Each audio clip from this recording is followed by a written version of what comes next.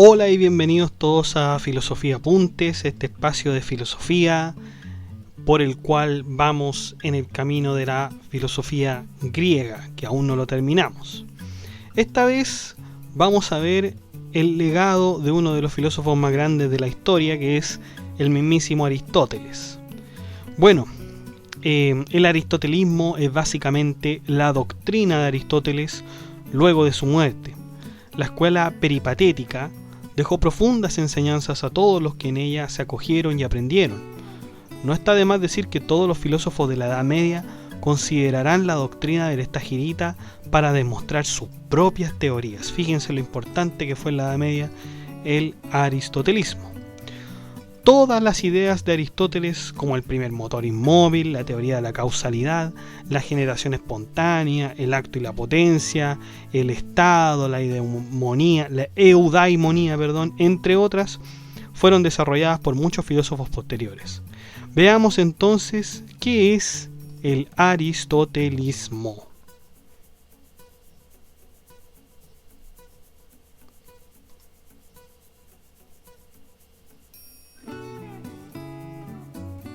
Bueno, obviamente el aristotelismo empieza con la tradición griega. Los continuadores de la filosofía aristotélica no se desanimaron por la muerte de su maestro y al contrario, desarrollaron aún más el pensamiento del mismo. En el Liceo, una escuela que fundó el mismo Aristóteles en contraposición a la Academia de Platón, se daría la máxima expresión del pensamiento de este hombre. Teofrasto, padre de la medicina, siguió los pasos de Aristóteles y se convirtió en un maestro del Liceo. Sin embargo, Teofrasto se dedicó a la naturaleza y a la botánica y no a la metafísica, a la lógica o al lenguaje como sí lo había hecho Aristóteles.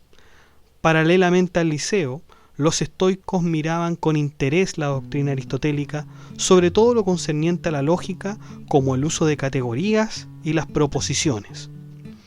Otros filósofos combinarán sus propias filosofías con las de Aristóteles, incluso llegando a tratar de unirlas con las de Platón, como lo hizo Clearco de Solos. En esta tradición griega estaban los escritos esotéricos de Aristóteles, que eran aquellos escritos reservados y privados. Fueron ordenados por Andrónico de Rodas en un corpus llamado Corpus Aristotelicum, el cual Nicolás de Damasco divulgó, ¿no es cierto?, entre los intelectuales. Alejandro de Afrodisias, quien tenía el primer puesto en los estudios aristotélicos, mostró a Marco Aurelio, emperador de Roma, todos los escritos de Aristóteles, incluyendo los esotéricos. Luego, Temistio reescribiría todos los textos de Aristóteles en un lenguaje más moderno, ¿no? Por lo tanto, estaban estos escritos esotéricos, que eran privados, y también estaban los exotéricos, que eran, ¿no es cierto?, los públicos. Que de hecho Alejandro Magno se había quejado Alejandro Magno de que Aristóteles haya hecho público estos escritos exotéricos. Aunque esto también parece que tiene algo de falsedad, parece que nunca ocurrió así o no fue tan así esto de esta correspondencia entre Alejandro Magno y su maestro, que era Aristóteles. Los trabajos de Aristóteles fueron adoptados por los neoplatonistas, discípulos de la doctrina platónica que reformaron de cierta manera las ideas de Platón. Uno de los mayores exponentes del neoplatonismo fue Plotino, un filósofo romano que vamos a ver. Este filósofo romano intentó hacer que la filosofía aristotélica se fundiera con la platónica, aunque sus trabajos son claramente más platónicos.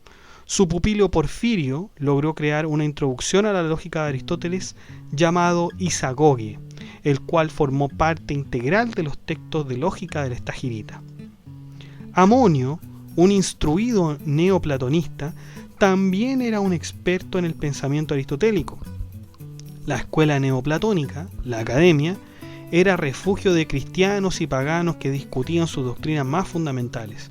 Sin embargo, en el año 529, Justiniano, emperador de Roma, cerró la escuela pagana para siempre. Bueno, ahí fue el fin, ¿no es cierto?, de la de la Academia de Platón, ¿no? Y bueno, por otro lado, el monje Nestorio llevó a todos los cristianos de dicha escuela a Siria, mientras que Estéfano de Alejandría los llevó a Constantinopla.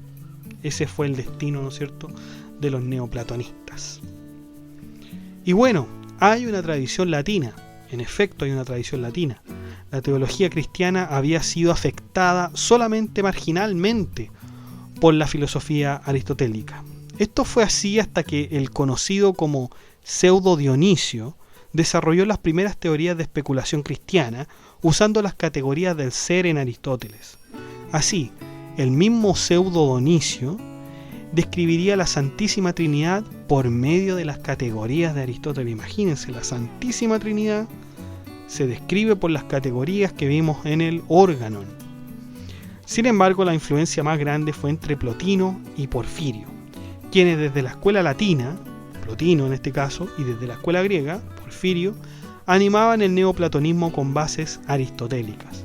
Mientras tanto, toda la formación llegaría a manos de Boecio, quien tradujo la mayor parte de sus obras, además de comentarlas. Boecio era tremendamente aristotélico también. Tradición arábiga.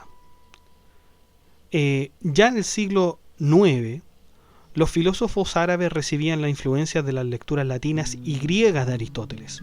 Uno de los primeros en integrar las ideas del estagirita fue Al-Kindi, y luego fue turno del filósofo turco, llamado Al-Farabi, que también vamos a ver la filosofía árabe, por cierto. Este último trató de aunar los conceptos filosóficos a la doctrina del Islam, lo cual fue aceptado entre los intelectuales. Sin embargo, no fue hasta que Avicena y Averroes, no fue hasta que estos dos filósofos aparecieran para que la filosofía aristotélica formara parte de la cultura arábiga. Averroes reconstruyó e interpretó a Aristóteles de la manera más fiel posible, no sin ser criticado por la visión que tuvo de aquella filosofía. Posteriormente, Averroes construiría su propia filosofía en base al pensamiento aristotélico, y de hecho va a ser horrendamente o terriblemente criticado por Santo Tomás de Aquino en el siglo V, pero en el siglo IV o III, me parece que es Tomás de Aquino, y de hecho Tomás de Aquino va a hacer un texto que se llama Contra Averroístas. Va a ser tanto así que lo llama Contra Averroístas, ¿no? Y la tradición escolástica. El filósofo Pedro Abelardo consideró la dialéctica y lógica aristotélica dentro de la filosofía cristiana. De hecho, Abelardo seguiría el mismo camino aristotélico para desarrollar el punto de vista de los universales. Por lo tanto, Abelardo sería un nominalista bajo este respecto. Acuérdense de que habíamos visto los universales. El problema de los universales, véanlo en algún video, que tenemos en Filosofía Apuntes. Roger Bacon también sería un fiel seguidor de Aristóteles para poder postular sus tratados científicos sobre las piedras y la visión. Sin embargo, en esos años, el aristotelismo, como les decía anteriormente, estaba fuertemente influenciado por el averroísmo. El averroísmo realmente dio un vuelco totalmente importante a las teorías aristotélicas, y ya Aristóteles se le comenzaba a ver de otra forma.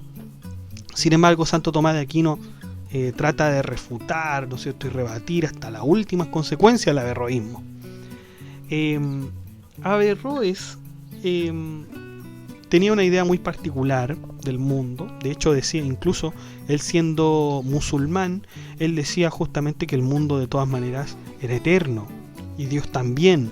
Por lo tanto, era una tesis muy difícil de sostener en esos tiempos, sobre todo cuando llega el periodo de las cruzadas, la discusión entre cristianos y musulmanes. Por lo tanto, fue bien debatido eso. Se le criticaba mucho a la filosofía arábiga en general. De hecho, los cristianos decían que los filósofos árabes no leían correctamente, o que las traducciones que a ellos les llegaban no eran fidedignas o estaban mal hechas, y por eso ellos interpretaban a Aristóteles de manera errónea, equivocada. Yo creo que no, yo creo que justamente tienen el conocimiento aristotélico muy, ¿cómo podríamos decirlo? Muy bien conectado, muy bien conectado. De verdad que uno cuando lee a Averroes se da cuenta de aquello, ¿no? Se da cuenta de aquello, que por lo demás de Averroes no hay muchas obras traducidas, chicos, al español, sino que la mayoría son al inglés, así que quien sepa inglés quizás pueda leer de manera específica a Averroes. Ojo que yo por lo menos, como soy profesor de inglés, puedo leer los tratados de Averroes, pero es difícil, de todas maneras es difícil, ¿ya? Bueno, desde entonces Tomás de Aquino y los averroístas, ¿no es cierto?, tienen estas posturas irreconciliables, ¿no es cierto? Los filósofos tomarán una posición diferente con respecto a los hombres que gustaban de la filosofía aristotélica. Cuando Averroes de hecho fue considerado el comentador, porque así le llamaban a Averroes, el comentador por las obras de Aristóteles, el mundo cristiano comenzó a rechazar el aristotelismo y por supuesto el averroísmo. Exacto, miren, fíjense que antes de Tomás de Aquino y todo esto, cuando Averroes empezó a estudiar a Aristóteles y empezó a publicar sus textos, la gente del mundo cristiano lo comenzó a rechazar inmediatamente a Averroes. Lo comenzaron a rechazar. Hubo una especie, quizás, si usted quiere, de propaganda en contra de los árabes, ¿no? Para que no se aceptaran esas teorías averroístas. Por lo tanto, todos los cristianos bien se quedaban con la posición platónica, donde el alma era inmortal, ¿no es cierto?, donde estaban los conceptos de justicia, de belleza, separados del mundo sensible, por cierto, hay una trascendencia, ¿no es cierto?, del mundo inteligible y del alma. Por lo tanto, para los cristianos de ese tiempo, la posición platónica era mucho más íntima con ellos. Y no había dicho en vano, ¿no es cierto?, Schopenhauer o Nietzsche, nunca me acuerdo cuál de los dos es, que había dicho el cristianismo es platonismo para masas. El cristianismo es platonismo para masas. Y así los cristianos, ¿no es cierto?, se quedaron, ¿no es cierto?, con su visión, ¿no es cierto?, platónica de su propia religión, rechazando a Averroes y rechazando a Aristóteles. Por lo tanto, había una fuerte tradición cristiana que rechazaba a Aristóteles, pero, Santo Tomás de Aquino, que también era un hombre que estaba muy arraigado, más incluso a la filosofía aristotélica que a la platónica, intentó imponer, o no imponer, quizá intentó conciliar el cristianismo con el aristotelismo. Por lo tanto, Santo Tomás de Aquino trata, ¿no es cierto?, de llevar a cabo un estudio de la religión cristiana usando los términos aristotélicos, usando los conceptos aristotélicos. Y así la Iglesia empieza a considerarlo.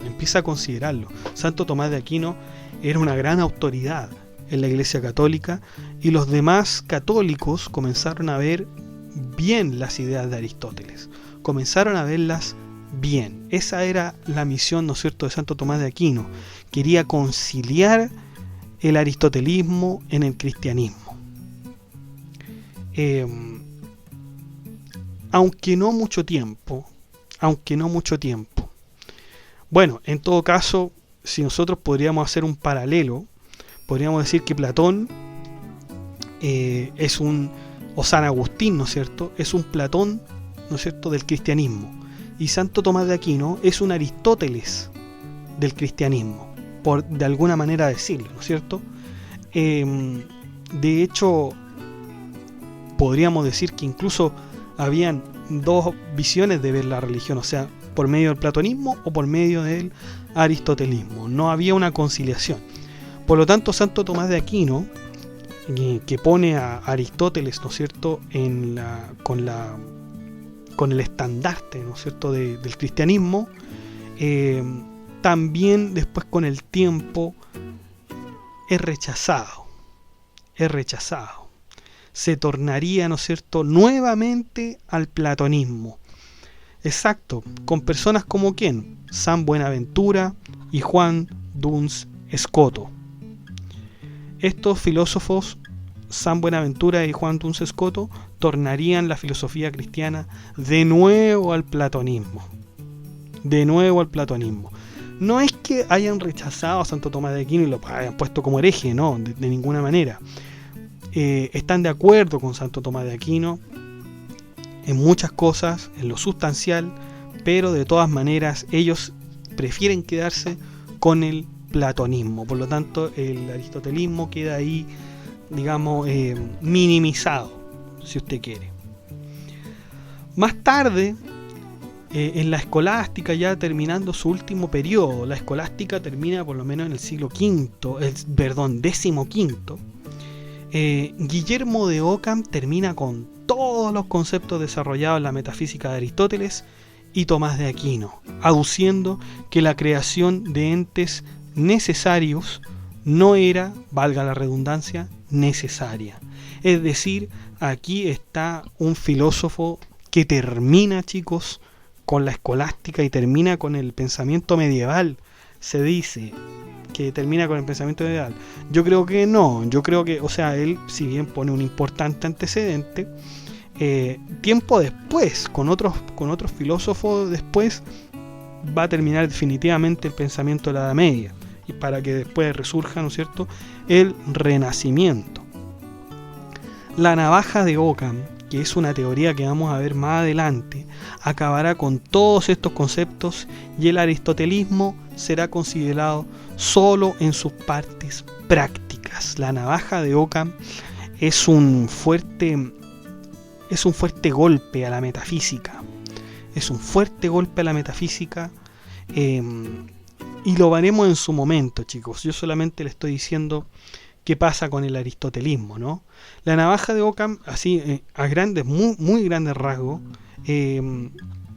acaba con todo lo complejo de la metafísica. Acaba con esto, por ejemplo, el entendimiento pasivo, el entendimiento activo, con las categorías, con las sustancias, con tantas cosas que realmente complicaron la metafísica, que, o sea, en realidad, en principio, la significaron mucho, la fundamentaron mucho. Que me estoy diciendo que eso es bueno, ¿no es cierto? Pero la navaja de Ockham llega a rebanar, ¿no es cierto?, esos conceptos para hacerlos más simples.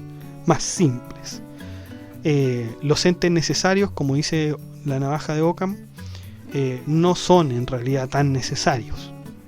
Y ahí ocurre una crisis de la metafísica, chiquillos, pero eso lo vamos a ver después. Le estoy adelantando mucho con la navaja de Ockham. Bueno, es difícil hablar del fin del aristotelismo, porque uno dice, bueno, de la navaja de Ockham parece que ya no hay más Platón, no hay más Aristóteles. Y de hecho, varias teorías aristotélicas se dejan. Por ejemplo, el entendimiento activo y el entendimiento pasivo ya no se ven más, ya no se discute ese tema, sobre todo después de la navaja de Ockham. La división de la naturaleza mínima, la teoría de la naturaleza mínima de Aristóteles, que negaba el atomismo. Bueno, ustedes saben que ahora los átomos sí se considera que existen, por lo tanto, esta negación de los átomos que hacía Aristóteles también se descarta. Se descarta también la generación espontánea, que era una teoría de Aristóteles, ¿no es cierto?, que los animales surgían de materia orgánica, que las moscas nacían de la basura, que los gusanos nacían de la basura. Eso se descarta, ¿no? Que eran temas de la naturaleza, pudieron sobrevivir a las fuentes. No pudieron sobrevivir mucho en realidad.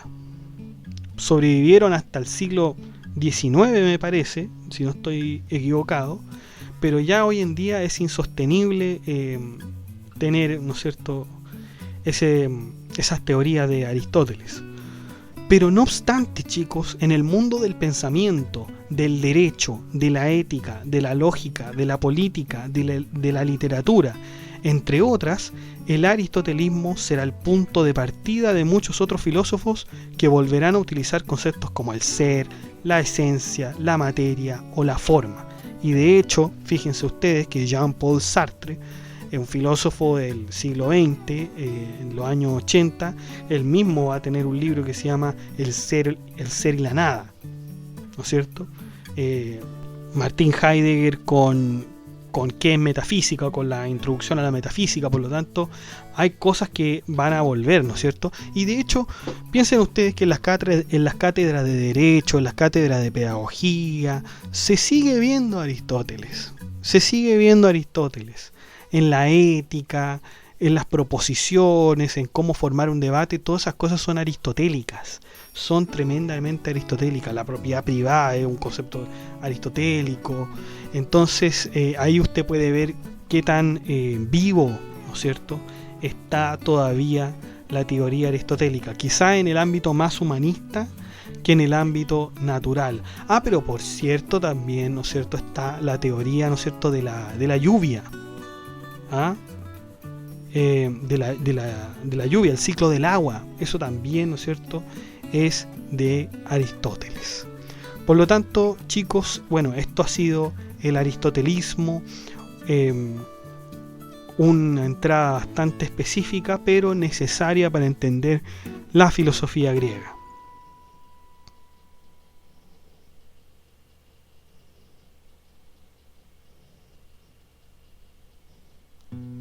Bueno, chicos, y eso ha sido todo. Muchas gracias por entrar al blog.